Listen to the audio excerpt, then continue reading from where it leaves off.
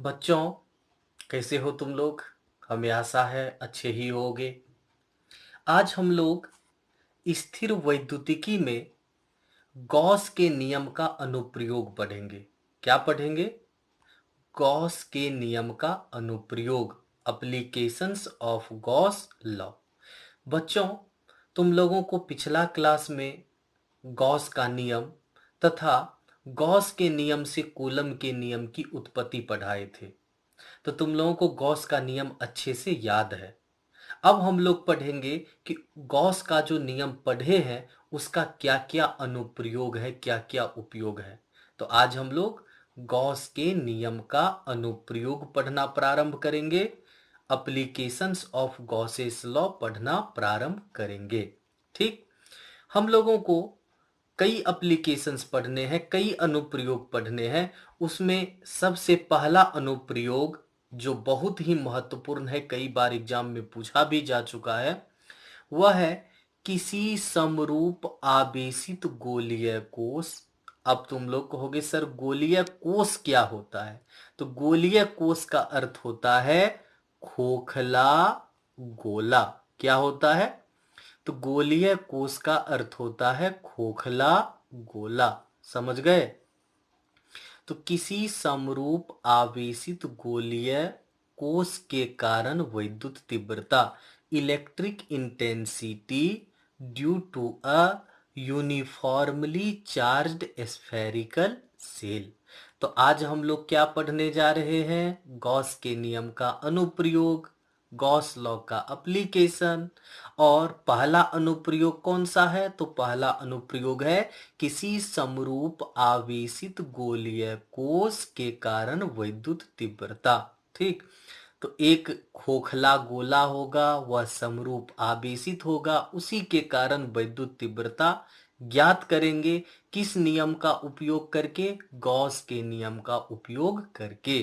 ठीक, तो हम लोग क्या करते हैं, एक गोलीय कोष ले लेते हैं। गोलीय कोष का मतलब हो गया खोखला गोला, जिसका केंद्र O है, त्रिज्या R है, और इसके पृष्ठ पर जो आवेश है उसका घनत्व है प्लस सिग्मा। ठीक, तो R क्या हो गया? कोष की त्रिज्या, O हो गया कोष का केंद्र, सिग्मा हो गया पृष्ठीय आवेश घनत्व, और प्लस Q आप कोष के पृष्ठ पर उपस्थित आवेश। ठीक, तो आज गॉस के नियम का कौन सा अनुप्रयोग पढ़ने जा रहे हैं? पहला अनुप्रयोग, यह बहुत ही महत्वपूर्ण है, याद रखना, इसे अच्छे से प्रिपेयर कर लेना है। ठीक, और पहला अनुप्रयोग कौन सा है? तो किसी समरूप आवेशित गोलीय कोष अर्थात खोखला गोला के कारण वैद्युत तीव्रता, electric intensity due to a uniformly charged spherical shell. पहले कंसीडर कर लिए आर कोष की त्रिज्या है, ओ कोष का केंद्र है, सिग्मा पृष्ठीय आवेश घनत्व है, और प्लस क्यू कोष के पृष्ठ पर उपस्थित आवेश है, जैसा कि फिगर में दिखलाया गया है तुम लोगों को। अब हम लोग पहले पढ़ चुके हैं कि पृष्ठीय आवेश घनत्व बराबर होता है आवेश बटा क्षेत्रफल। तो सिग्मा इक्वल्स आवेश क्यू, और पतलो यह तो गोला है ना, तो गोला का पृष्ठीय क्षेत्रफल क्या होता है? 4πr²। तो sigma equals Q upon 4πr²। तो Q इक्वल्स हो गया सिग्मा इंटू 4πr²। यह हो गया Q का मान। ठीक, अब फिर से एक बार इस फिगर पर चले आओ। एक बात बतलाओ, यह जो गोलीय कोष है खोखला गोला है, इसके कारण वैद्युत तीव्रता ज्ञात करना है गॉस के नियम का उपयोग करके। अब अगर पृष्ठ से बाहर जाएंगे, मतलब यहां यहां यहां यहां यहां यहां यहां यहां कहीं पर भी अगर इस कोष से बाहर जाएंगे तो वैद्युत तीव्रता का मान अलग होगा। इसके पृष्ठ पर आएंगे तो वैद्युत तीव्रता का मान अलग हो जाएगा, और जब कोष के अंदर आएंगे तो वैद्युत तीव्रता का मान अलग हो जाएगा। इसी कारण इसमें हमें तीनों केस का स्टडी करना है। ठीक, अगर हम कोष के बाहर वैद्युत तीव्रता ज्ञात करेंगे तब उसका मान क्या होगा, पृष्ठ पर वैद्युत तीव्रता का मान क्या होगा, और जब हम लोग पृष्ठ के अंदर आ जाएंगे, कोष के अंदर आ जाएंगे, तब वैद्युत तीव्रता का मान क्या होगा।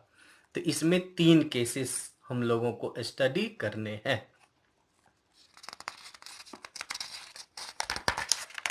अब एक और चीज हम लोग कंसीडर कर लेते हैं। पी। पी क्या है? पी है कोई एक बिंदु जहां वैद्युत तीव्रता का मान ज्ञात करनी है। तो मान लो कि P कोई एक बिंदु है जहां वैद्युत तीव्रता का मान हमें ज्ञात करनी है। मतलब P पर वैद्युत तीव्रता का मान ज्ञात करनी है। और तुम लोगों को पहले बतला चुके हैं कितने केसेस होंगे? 3 केसेस। तो देखो फर्स्ट केस क्या होगा। तो केस फर्स्ट, केस 1 होगा जब बिंदु P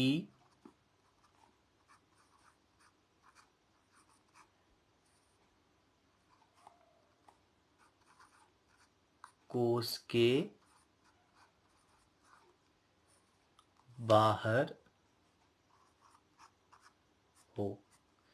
अब देखो बिंदु P पर वैद्युत तीव्रता का मान ज्ञात करनी है हम लोगों को, और P बिंदु अभी कोश के कहाँ है? बाहर। तो केस 1 में हम लोग स्टडी करेंगे कि जब बिंदु P कोश के बाहर हो, अर्थात हमें वहां वैद्युत तीव्रता ज्ञात करना है जो बिंदु कोश के क्या है?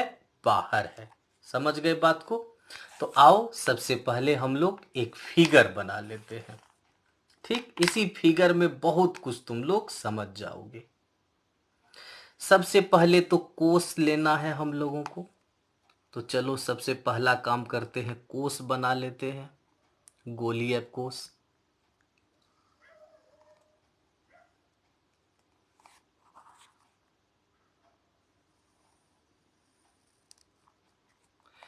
तो बच्चों यह है गोलीय कोस।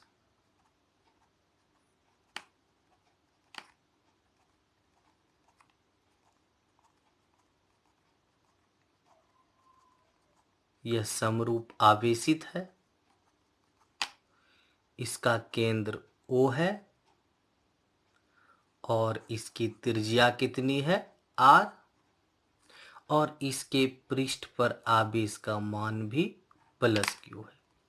ठीक, और एक बिंदु है P। बतलाओ तो P अभी कहाँ है? तो कोश के बाहर है। तो कोश के बाहर एक बिंदु है P। ठीक, उसी बिंदु P पर हमें वैद्युत तीव्रता का मान ज्ञात करनी है। कहां पर? तो कोश के बाहर कोई बिंदु P है, उसी बिंदु P पर वैद्युत तीव्रता का मान ज्ञात करनी है। ठीक, अब तुम लोग बढ़िया से जानते हो कि गॉस के नियम का जब भी उपयोग करेंगे तो हमें चाहिए एक बंद पृष्ठ, ऐसा पृष्ठ जो इस आवेश को परिबद्ध करे, मतलब इस आवेश को घेर दे। क्या करे?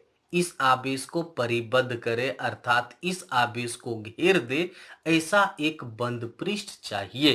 तो हम लोग पहला काम करते हैं कि बंद पृष्ठ ले लेते हैं। ठीक, इस आवेश को परिबद्ध करने के लिए।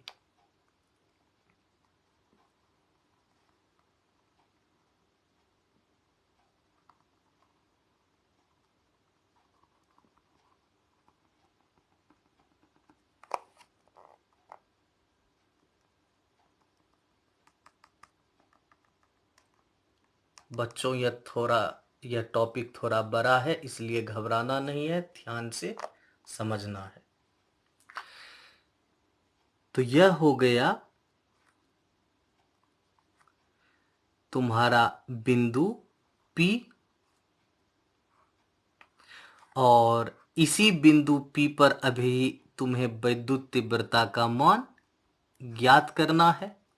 मान लो कि कोश के केंद्र से इस बिंदु P की दूरी कितनी है, स्मॉल r। कहां से? कोश के केंद्र से बिंदु P की दूरी कितनी है, स्मॉल r है।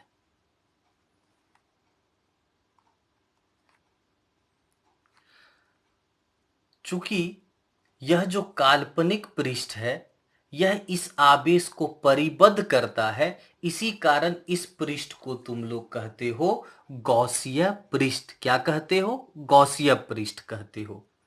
तो यह हो गया तुम्हारा गोलीय गॉसीय पृष्ठ। इसकी आवश्यकता क्यों पड़ी बतलाओ तो? इसलिए आवश्यकता पड़ी क्योंकि इस आवेश को परिबद्ध करना है, घेरना है, किसी बंद पृष्ठ के अंदर डालना है। अब यहां वास्तविक बंद पृष्ठ तो लेना संभव नहीं है, तो इसीलिए एक काल्पनिक गोलीय पृष्ठ ले लेते हैं। इसी काल्पनिक गोलीय पृष्ठ को तुम लोग कहते हो गॉसीय पृष्ठ। जो गोलीय है तो इसका अर्थ हो गया कि यह गोलीय गॉसीय पृष्ठ है। ठीक। अब यह जो गोलीय गॉसीय पृष्ठ है इसी पर यह बिंदु P है और इसी बिंदु P पर हमें वैद्युत तीव्रता का मान ज्ञात करना है। बिंदु P का दूरी O से कितनी है, R है। ठीक। अब जो विशेष ध्यान देने वाली बात है उधर चलो। सबसे पहला क्वेश्चन तुम लोगों से, इस बिंदु P पर वैद्युत तीव्रता का दिशा किधर होना चाहिए बतलाओ। तो कहोगे सर यह आवेश तो धन आवेश है ना, तो वैद्युत तीव्रता का दिशा तो धन आवेश से दूर होती है। इसी कारण यहां पर वैद्युत तीव्रता का दिशा हो जाएगा किधर, बाहर की ओर।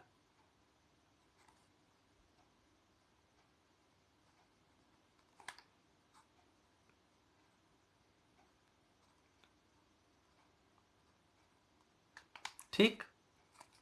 अब यह जो संपूर्ण पृष्ठ है, यह जो गॉसीय पृष्ठ है, यह तो बहुत बड़ा पृष्ठ है।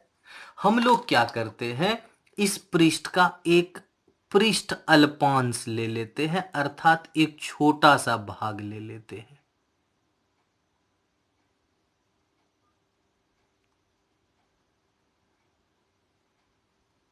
इसे पृष्ठ अल्पांश कहते हैं। इसका चर्चा कई बार हम लोग अभी तक कर चुके हैं कि इसे कहा जाता है पृष्ठ अल्पांश। क्या कहा जाता है? तो इसे कहा जाता है पृष्ठ अल्पांश। ठीक। यह जो पृष्ठ अल्पांश है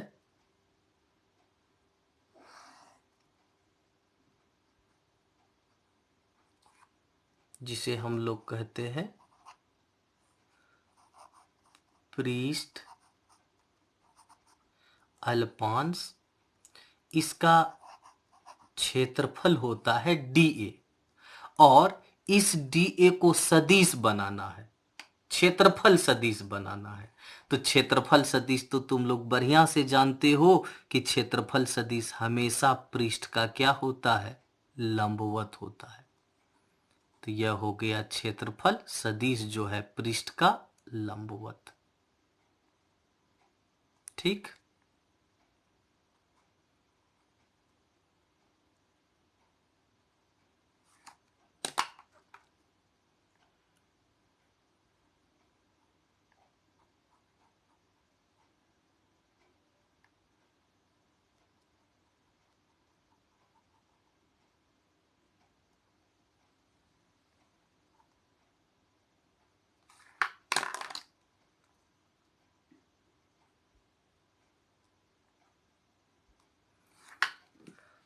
इस फिगर को एक बार फिर से हम लोग समझ लेते हैं, बहुत कुछ क्लियर हो जाएगा। तो एक गोलीय कोश है अर्थात खोखला गोला है, वह समरूप आवेशित है जिसकी त्रिज्या r है, केंद्र O है। ठीक। एक बिंदु P है, यह जो बिंदु P है अभी कोश के बाहर स्थित है। हमें इसी बिंदु P पर वैद्युत तीव्रता का मान ज्ञात करनी है। अब बिंदु P पर वैद्युत तीव्रता का मान ज्ञात करने के लिए हमें यह याद है कि हमें गॉस का नियम का उपयोग करना है, और गॉस का नियम लागू होता है उस आवेश के लिए जो किसी बंद पृष्ठ के अंदर हो। तो चूंकि यह गोला के पृष्ठ पर आवेश था, अंदर नहीं था, इसीलिए इसको परिबद्ध करने के लिए, इसे घेरने के लिए एक गोलीय गॉसीय पृष्ठ की कल्पना करनी पड़ी है। अब यह जो बिंदु P है उसका दूरी इस केंद्र O से कितनी है? R है। ठीक। अब यह जो बिंदु P है, इस बिंदु P पर वैद्युत तीव्रता का जो दिशा होगा वह पृष्ठ के लंबवत होगा और बाहर की ओर होगा, क्योंकि यह जो आवेश है यह धन आवेश है। वैद्युत तीव्रता की दिशा हमेशा धन आवेश से दूर होती है। अब हम लोग क्या करेंगे, यह जो संपूर्ण गोलीय गॉसीय पृष्ठ है इसका एक सूक्ष्म भाग लेंगे जिसे कहते हैं पृष्ठ अल्पांश। पृष्ठ अल्पांश का जो क्षेत्रफल अवयव होता है उसे dA से निरूपित करते हैं। ठीक। अब यह जो dA है यह तो अदिश है, अगर इसे सदिश बनाएंगे तो यह क्षेत्रफल सदिश कहलाएगा, और क्षेत्रफल सदिश हमेशा क्या होता है? पृष्ठ का लंबवत होता है। तो यह जो सदिश dA है यह है क्षेत्रफल सदिश। अब थोड़ा सा आगे बढ़ जाते हैं हम लोग। तुम लोग बतलाओ R क्या है? तो कहोगे यहां जो R है सर वह है O से P की दूरी। ठीक। सदिश E क्या है बतलाओ तो? P पर वैद्युत तीव्रता, जिसका दिशा क्या है बतलाओ तो? इसका दिशा है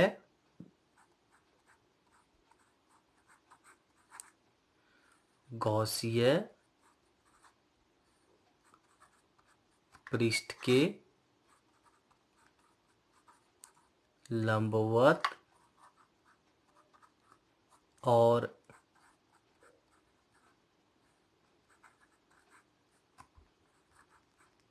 बाहर की ओर। ठीक। तो सदिश E क्या है? P पर वैद्युत तीव्रता है जो गॉसीय पृष्ठ के लंबवत है और बाहर की ओर है। और सदिश dA को तो तुम लोग अच्छे से याद कर चुके होंगे कि यह है क्षेत्रफल सदिश। यह भी पृष्ठ का लंबवत होता है।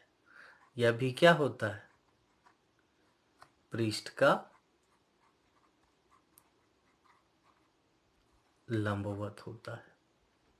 अब तुम ही लोग चित्र देख कर बदलो। चित्र से देखो तो देखो सदिश E और सदिश dA समांतर है कि नहीं है? बिल्कुल समांतर है, एक ही दिशा है। तो सदिश E समांतर है सदिश dA का। कौन कौन समांतर? तो सदिश E और सदिश dA समांतर है, इसीलिए थीटा का मान हो जाएगा कितना डिग्री? 0 डिग्री।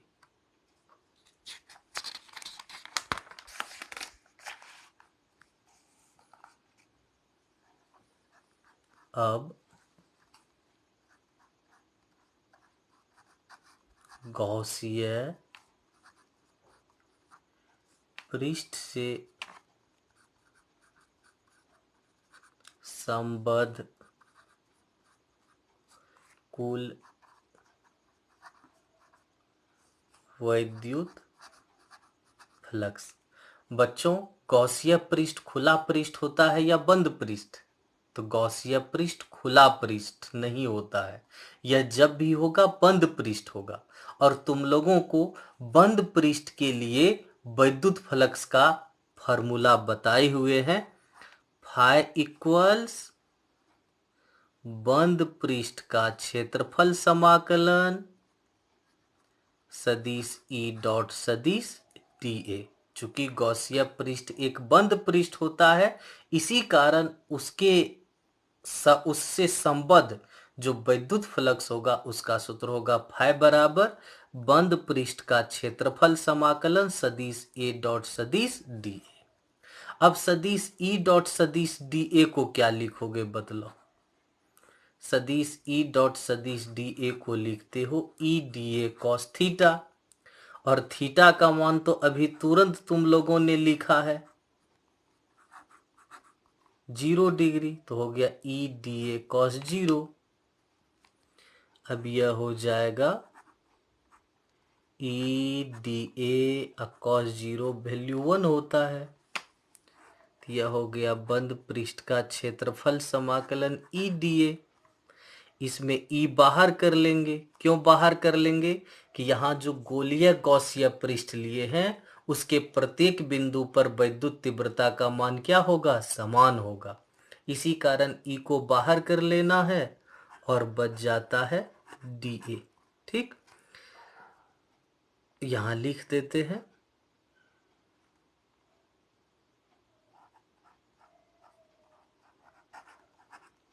चूंकि गॉसिय पृष्ठ के प्रत्येक बिंदु पर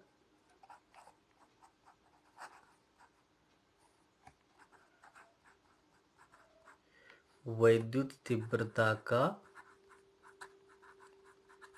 परिमाण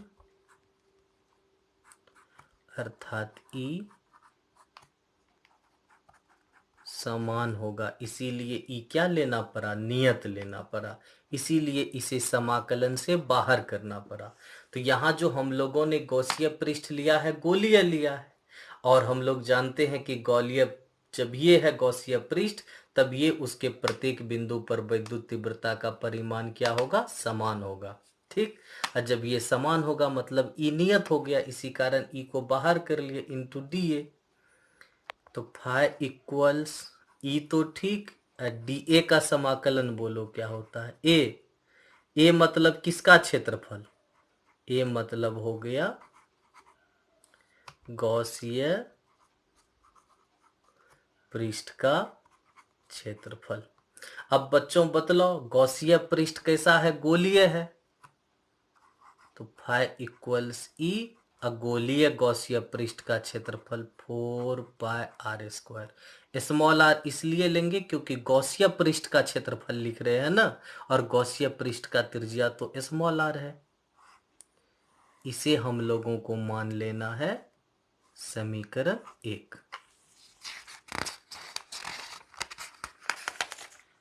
अब गॉस के नियम से,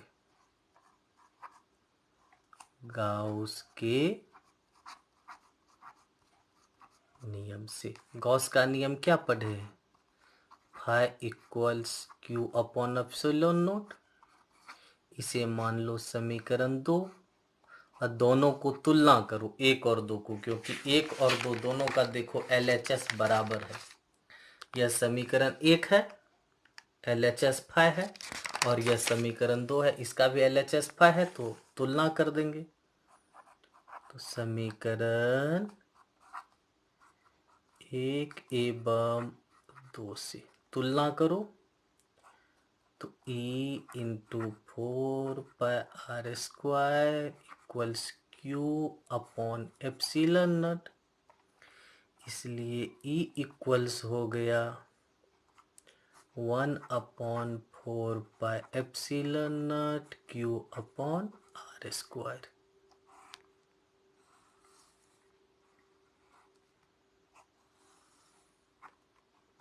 अब बच्चों बतलाओ, यह जो E है वैद्युत तीव्रता जो अभी ज्ञात किए हो, यह किस बिंदु पर है, P पर। और बतलो तो अभी P कोश के बाहर है या अंदर है, तो केस 1 में हम लोग मान लिए हैं कि P कोश के बाहर है। ठीक, और बाहर है तो इसी कारण हम लोग E में लगा देते हैं बाहर।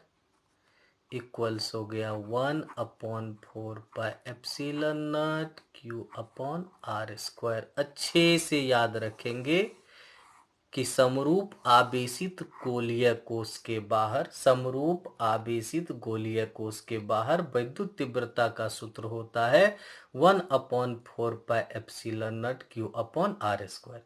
अब देखो, यह तो नियत राशि होता है और क्यू भी यहां पर नियत है। जब दोनों नियत है तो इसका मतलब है कि ई बाहर व्युत्क्रमानुपाती हो जाएगा किसका, आर स्क्वायर का।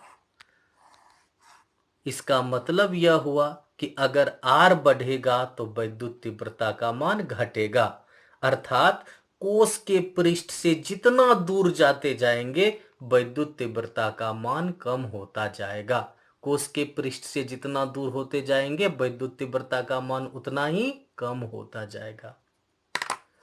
अब चलो चलते हैं किसके तरफ, केस 2। सबसे पहले केस 1 था ना, नहीं ध्यान है, देखो केस 1। अब चलेंगे किसके तरफ, केस 2 के तरफ।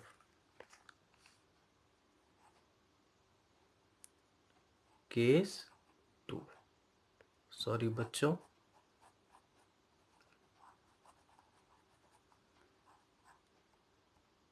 केस 2 के तरफ। अब केस 2 में हम लोग क्या कंसीडर करेंगे, तो जब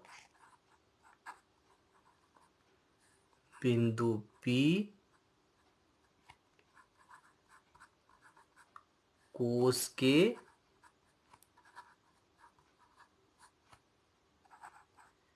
पृष्ठ पर स्थित हो। अब बिंदु P कोश के बाहर नहीं, कोश के कहां पर आ चुका है, पृष्ठ पर। ठीक, अब इस फिगर को भी देख लिया जाए। कोश के पृष्ठ पर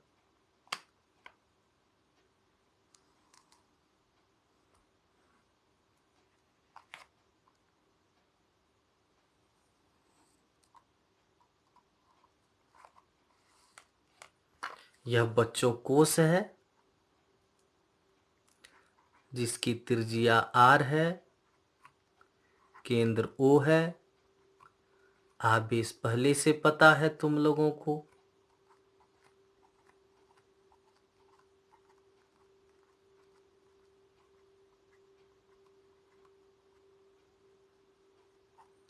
प्लस Q है। अब देखो, अब बिंदु P कहां पर आ चुका है, तो अब बिंदु P आ चुका है कोश के पृष्ठ पर। मतलब अब कोश के पृष्ठ पर हमें वैद्युत तीव्रता का मान ज्ञात करनी है। अब यह दूरी हो जाएगा कितना, बतलाओ तो, क्योंकि हम लोग पहले ही मान लिए हैं कि O से P की दूरी कितनी लेनी है, R। अब इस स्थिति में तुम लोग देखो कि यह जो स्मॉल r है किसके इक्वल हो जाएगा, कैपिटल R के इक्वल। तो अब हम लोगों को कुछ भी नहीं करना है। ठीक, यहां देखो, यह सूत्र है ना, इसमें स्मॉल r के बदले कैपिटल R पुट कर देना है। क्या करना है, तो स्मॉल r के बदले कैपिटल R पुट करना है। क्यों करना है, क्योंकि जब ये बिंदु P पृष्ठ पर आ गया है तब ये इस स्मॉल r का मान गोला के त्रिज्या के बराबर हो गया। किसके बराबर, तो गोला के त्रिज्या के बराबर हो गया। अर्थात यहां स्मॉल r किसके इक्वल, कैपिटल R के इक्वल हो गया। तो बतलाओ, ई बाहर के बदले क्या लिखेंगे, ई पृष्ठ लिखेंगे। ठीक, 1/4 पाई एप्सिलॉन नॉट, क्यू भी ठीक है, लेकिन करना क्या है, तो स्मॉल r के बदले क्या पुट करना है, कैपिटल R। समझ गए बच्चों, क्या करना है, केवल बाहर के बदले पृष्ठ लिखना है और स्मॉल r के बदले कैपिटल R। सेम सब कुछ, देखो सेम है ना, यहाँ स्मॉल r के बदले कैपिटल R पुट कर दिया गया।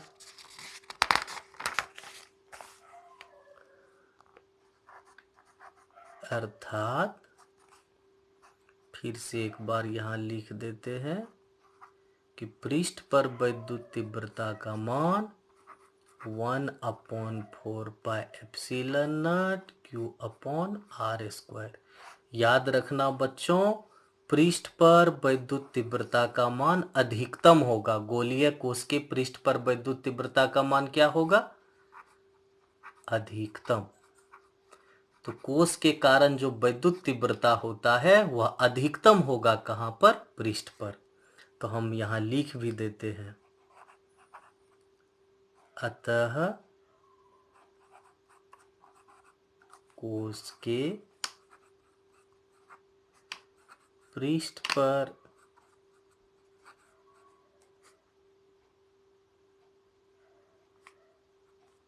वैद्युत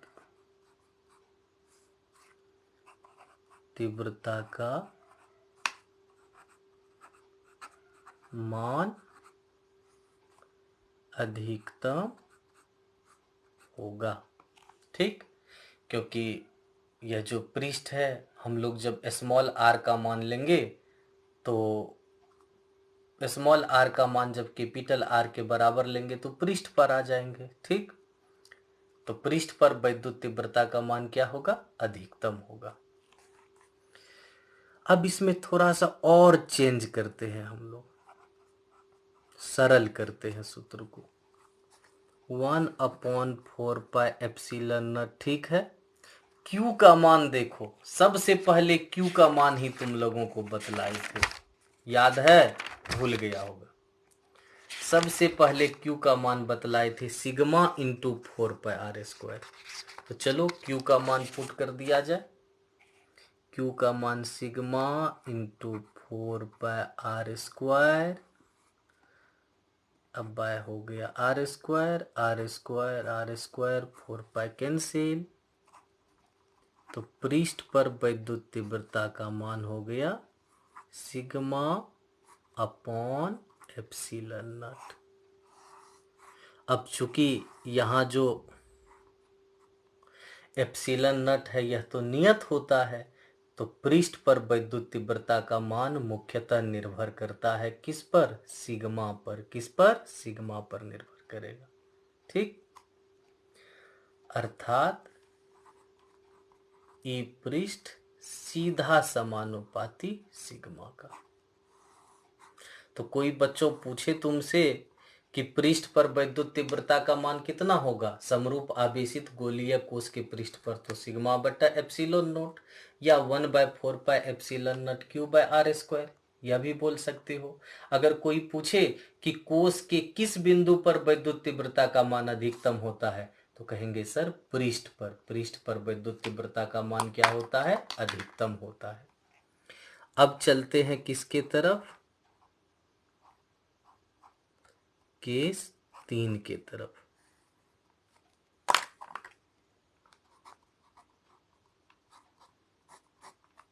केस 3, जब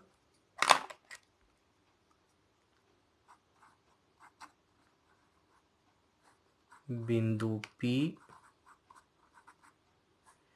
कोश के अंदर स्थित हो तब। ठीक, फिर से चित्र बना लेते हैं छोटा सा।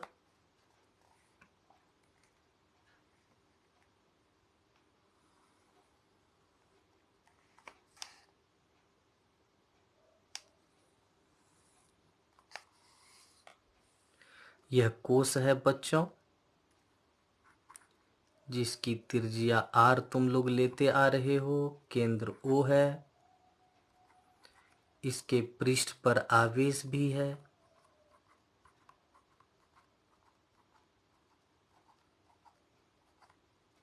ठीक, अब बिंदु P यहां पर है और हम लोग यह दूरी तो पहले से ही स्मॉल r मान के चले हैं।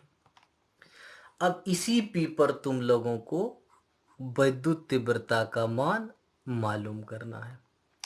सबसे पहले तुम लोग एक चीज बतला दो कि यहाँ जो आवेश है वह आवेश कहाँ है? कोश के अंदर या बाहर? तो कहोगे सर यह जितना भी आवेश या कोश के पृष्ठ पर है अर्थात बाहर है, इसके अंदर तो आवेश है ही नहीं। और तुम लोगों को अच्छे से पता है जहां विद्युत आवेश नहीं वहां विद्युत तीव्रता भी नहीं। चूंकि कोश के अंदर आवेश नहीं है इसीलिए विद्युत तीव्रता क्या होगा? शून्य हो जाएगा। क्या हो जाएगा? शून्य।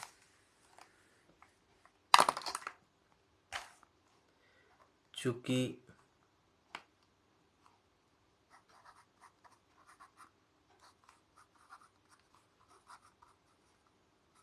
कोश के अंदर इसीलिए कोश के अंदर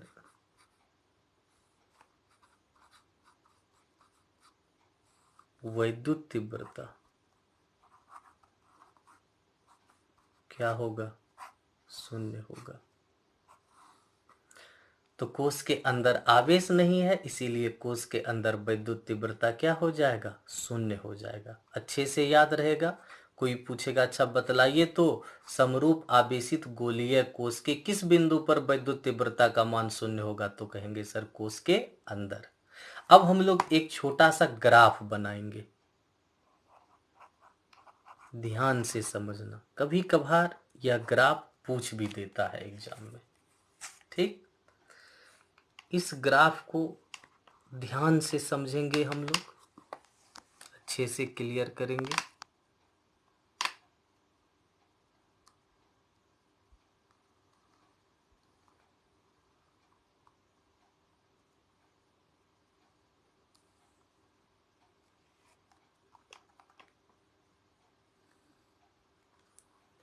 यह है बच्चों तुम लोगों का गोलीय कोश। गोलीय कोश है, ठीक। यह है इसका केंद्र। यहां तक भी कोई दिक्कत नहीं। अब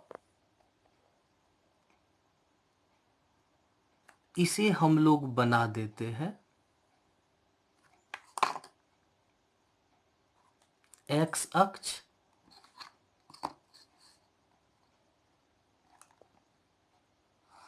और बच्चों इसे बना देते हैं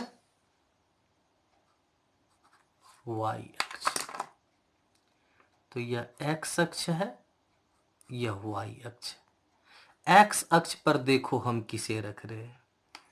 एक्स अक्ष पर रख रहे हैं हम लोग विद्युत तीव्रता को, और वाई अक्ष पर रख रहे हैं दूरी को। कहां से दूरी बतलाओ? तो आर रख रहे हैं, आर को। आर मतलब क्या हुआ?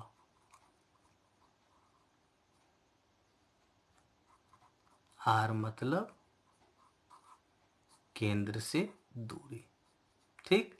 तो एक्स अक्ष पर विद्युत तीव्रता नहीं है, केंद्र से दूरी है अर्थात स्मॉल आर है, और वाई अक्ष पर है विद्युत तीव्रता ई।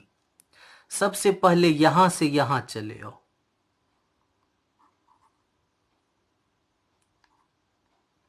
मतलब केंद्र से पृष्ठ तक।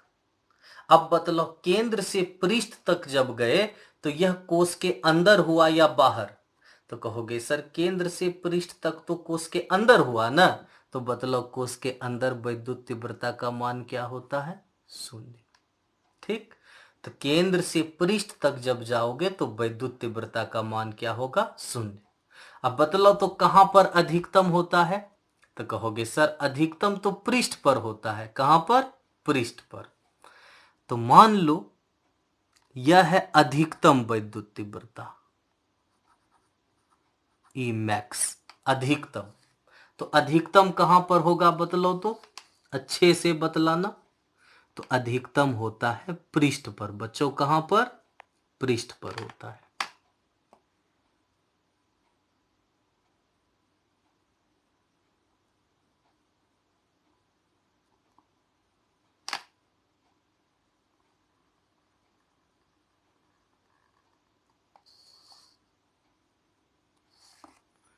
तो यह जो वैद्युत तीव्रता का अधिकतम मान है वह कहां पर है?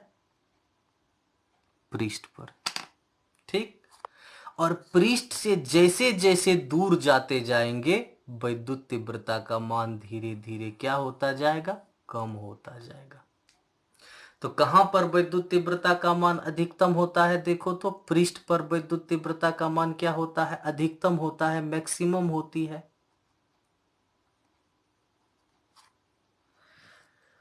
पृष्ठ के अंदर शून्य होती है और पृष्ठ से जैसे जैसे दूर जाते हैं वैद्युत तीव्रता का मान घटते जाता है। कैसे घटता है? तो दूरी के वर्ग के साथ व्युत्क्रमानुपाती के रूप में। जैसे जैसे दूर जाते जाओगे वैद्युत तीव्रता का मान कम होता जाएगा। तो बच्चों, हमें आशा है कि आज का टॉपिक तुम लोग अच्छे से समझ गए होगे। अगर कहीं कोई कंफ्यूजन होगा, कोई दिक्कत होगा तो कमेंट करके लिखना। जिस दिन लाइव क्लास हम लोग देंगे उस दिन तुम लोगों का क्वेश्चन का आंसर दिया जाएगा, डॉट का आंसर दिया जाएगा। यह बहुत ही महत्वपूर्ण टॉपिक है, इसी कारण बच्चों इसे अच्छे से प्रिपेयर कर लेना, जरूर प्रिपेयर कर लेना। एग्जाम में पूछने की बहुत संभावना होती है। अगर नहीं भी पूछा जाता है तो इससे रिलेटेड ऑब्जेक्टिव क्वेश्चंस रहते हैं। ठीक। न्यूमेरिकल्स सोल्व करने में भी यह दे दिया जाता है, इससे रिलेटेड क्वेश्चन न्यूमेरिकल सोल्व करने के लिए भी। तो आज यहीं तक रहने देते हैं, फिर कल पढ़ेंगे। तब तक के लिए बाय।